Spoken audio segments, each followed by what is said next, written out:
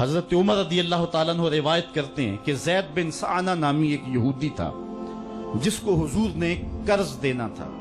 آقا کریم علیہ الصلوۃ والسلام دو جہاں کے مالک ہیں، لیکن حضور کا فقر اختیاری تھا۔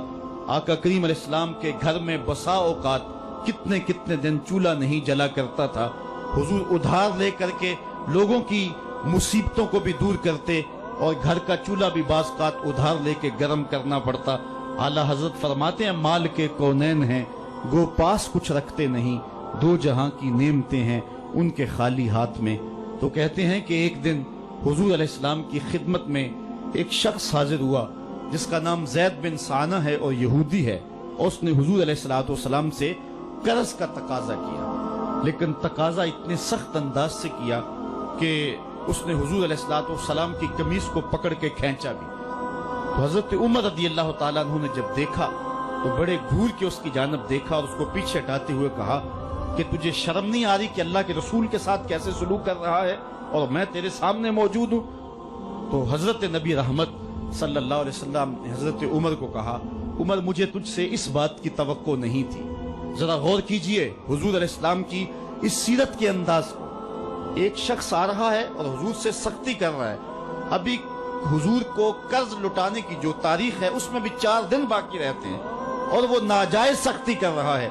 حضرت عمر رضی اللہ تعالیٰ عنہ نے جب اس کو گھورا اور سختی کی تو حضور علیہ السلام نے فرمایا عمر مجھے تیرے سے اس بات کی توقع نہیں تھی، تمہارا کام تو یہ تھا کہ مجھے حسن ادا کی تلقین کرتے کہ اچھے انداز سے قرض واپس کرو، اور اس کو جو ہے وہ نرمی کی تلقین کرتے، اور پھر آقا کریم علیہ السلام نے فرمایا اس کا قرض ادا کر دو، اور اے عمر جو تم نے اس کو گھورا ہے اس کے بدلے میں 20 وسق زیادہ کھجوریں بھی تم اس کو دو گے۔ تو زید بن سعانہ نے جب حضور علیہ السلام کی اس سیرت اور اس کردار کو دیکھا اور حضرت عمر رضی اللہ تعالیٰ عنہ 20 وسق اس کو کھجوریں دے رہے تھے، تو اس نے حضرت عمر کو بتایا کہ میں یہودی ہوں اور میں نے تورات کے اندر نبی آخر الزماں کی شان اور عظمتوں کے بیان کو پڑھا ہے، یہ بات ابھی رہ گئی تھی، باقی ساری نشانیاں میں نے حضور میں دیکھ لی تھی، اب یہ نشانی رہ گئی تھی، آج میں نے یہ بھی دیکھ لی، اور پھر وہ حضور کی خدمت میں حاضر ہو کر اسلام کے دائرے میں داخل ہو کر حضور کا عبدی غلام بن جاتا ہے۔ تو یہ انداز حضور علیہ السلام کی سیرت کا زمانے کو حضور علیہ السلام کے قریب کرتا ہے۔ میرا رب خود کہتا ہے لو کنت فظا غلیظ القلب لانفضوا من حولک، اے محبوب اگر تو ترش مزاج اور تنگ دل ہوتا تو اتنے لوگ تیرے گرد کبھی بھی جمع نہ ہو پاتے۔ کچھ ان کے خلق نے کچھ ان کے کردار نے کر لی، مسخر ساری دنیا شہ ابرار نے کر لی۔ حضور علیہ السلام کے پیار نے زمانے کو اس قدر قریب کر دیا کہ وہ حضور علیہ السلام پہ جانے قربان کرنے کے لیے ہمہ وقت مستعد اور فعال رہتے تھے۔ جتنا پیار انہوں نے حضور سے کیا ہے کائنات میں اس کی دوسری کوئی مثال نہیں ملتی ہے۔ ایک شاعر کہتا ہے اپنے محبوب کا ذکر کرتے ہوئے، وہ کہتا ہے حافظ شیرازی نے غالباً کہا ہے کہ میرے جیسا محب زمانے میں کوئی نہیں، اس لیے کہ تیرے جیسا زمانے میں محبوب بھی تو کوئی نہیں۔ اگر صحابہ جیسا عاشق تمہیں زمانے میں نہیں ملتا تو محبوب جیسا کوئی صورت و سیرت میں حسین بھی تو زمانے کے اندر تمہیں نہیں ملے گا۔ حضرت سیدنا انس کے لفظ کان رسول اللہ صلی اللہ علیہ وسلم احسن الناس، حضور لوگوں میں سب سے زیادہ حسین ہے۔ اور دوسری بات کان رسول اللہ اجود الناس، حضور سب سے زیادہ سخی ہیں۔ ایک شخص حضور کی خدمت میں حاضر ہوا اور اس نے سوال کیا، 2 پہاڑوں کے درمیان جتنی جگہ ہوتی ہے اتنی بکریاں تھیں حضور کے پاس، حضور نے ساری اس کو عطا کر دی۔ وہ واپس جا کے اپنی قوم سے کہنے لگا کہ محمد عربی ایسا شخص ہے اتنا عطا کرتا ہے کہ پھر کمی کا شائبہ ہی باقی نہیں رہتا۔ تیسری بات حضرت انس فرماتے ہیں کان رسول اللہ صلی اللہ علیہ وسلم احسن الناس واجود الناس واشجع الناس، کہتے ہیں کہ حضور جتنے دلیر تھے جتنے بہادر تھے، کائنات کے تر اتنا بہادر ہم نے کوئی نہیں دیکھا۔ مولا کائنات فرماتے تھے جب جنگ کی بھٹی گرم ہوتی تو ہم دیکھتے کہ سب سے آگے بڑھ کر حملہ کرنے والے محمد عربی ہی ہوا کرتے تھے، اور ہم حضور علیہ السلام کی اوٹ میں ہوا کرتے تھے۔ آقا کریم علیہ السلام نے اپنی زندگی میں اپنی تلوار سے اور اپنے نیزے سے جو ہے وہ کسی کو قتل نہیں کیا ہے، صرف ابی بن خلف وہ بد نصیب شخص تھا جس نے کہا تھا کہ میں نے گھوڑا رکھا ہے जिसको 16 रतन मकई के दाने रोज डालता हूं और इस घोड़े के ऊपर सवार होकर मैं आऊंगा और ए मोहम्मद माज़अल्लाह आपको शहीद कर दूंगा। तो हुजूर अलैहिस्सलाम ने फरमाया अल्लाह ने चाहा तो मैं तुझे कत्ल करूंगा। और फिर गज़वाए उहद के मौके पे जब वो आया, कहने लगा कि मेरा रास्ता छोड़ दो, और फिर वो घोड़ा लेकर के आगे बढ़ा। सहाबा आगे बढ़ने लगे तो हुजूर ने फरमाया पीछे हट जाओ। हजरत हारिस बिन सम्मा से हुजूर ने छोटा सा नेजा लिया और आगे बढ़ के अल्लाह के महबूब अलैहिस्सलाम ने उसके गले के करीब उसका हल्का सा कचोका दिया और छोटा सा जख्म उसकी गर्दन पे लगा तो वो भागता था और चीखता था और कहता था कि कातलनी मोहम्मद, मोहम्मद ने मुझे कत्ल कर दिया है।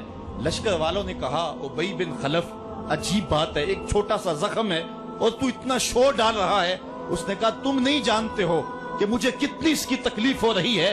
अगर मेरी इस तकलीफ को पूरे लश्कर में बांट दिया जाए तो सारा लश्कर मर जाए। जो तकलीफ मुझे मोहम्मद की इस ज़रब से पहुंची है। उसने कहा मुझे मोहम्मद ने कहा था कि तुझे मैं कत्ल करूंगा, उसने तो फिर मुझे नेजा मारा है। मुझे यकीन है कि अगर वो मेरी जानब गुस्से से थूक भी देता मैं फिर भी ना बच सकता। तो ये हुजूर अलैहिस्सलातु वस्सलाम की जो है वो दलेरी और बहादुरी के किस्से हैं कि आका करीम अलैहिस्सलाम की ज़रब को कौन बर्दाश्त करे। एक मामूली खराश बर्दाश्त न कर सका और नारे जहन्नम में जहन्नम का वो कुत्ता जा पहुंचा। तो आका करीम अलैहिस्सलातु वस्सलाम की सीरत के इस उन्वान को हजरत अनस ने कितने खूबसूरत अंदाज में बयान किया। कान रसूलुल्लाह सल्लल्लाहु अलैहि वसल्लम अहसनन नास व अजवदन नास व अशजअन नास। लोगों में सबसे दलेर भी हुजूर, सबसे सखी भी हुजूर और सबसे सूरत और सीरत में हसी भी हुजूर। हजरत नबी रहमत सल्लल्लाहु अलैहि वसल्लम गज़वा हुनैन के मौके पे आप देखें, सफेद खच्चर के ऊपर सवार हैं और एक पहाड़ी दरे में काफिर घात लगाए बैठे थे। जब अचानक उन्होंने तीर अंदाजी की तो लश्कर इस्लाम में भगदड़ मच गई। उस वक्त हुजूर थे जो खच्चर को आगे बढ़ा रहे थे। हजरत अब्बास रज़ियल्लाहु ताला अन्हु रिकाब थामे थे और आका करीम कह रहे थे अनन नबी ला कज़िब अना इब्नु अब्दुल मुत्तलिब, मैं नबी हूं इसमें कोई झूठ नहीं, मैं अब्दुल मुत्तलब का बेटा हूं।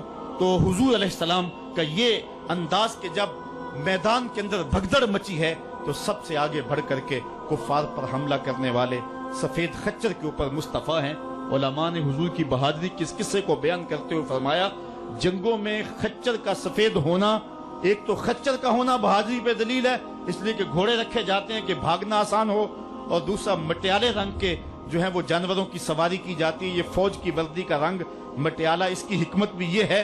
लेकिन आका करीम अलैहिस्सलातु वस्सलाम सफेद खच्चर पे जो है वो सवार थे।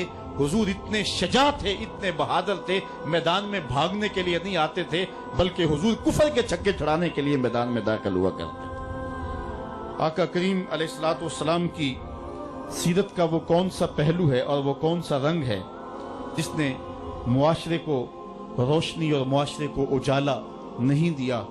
आज मेरे और आपके आका व मौला की ये सीरत हमें हुजूर अलैहिस्सलातु वस्सलाम की मोहब्बत का हकदार बनाएगी।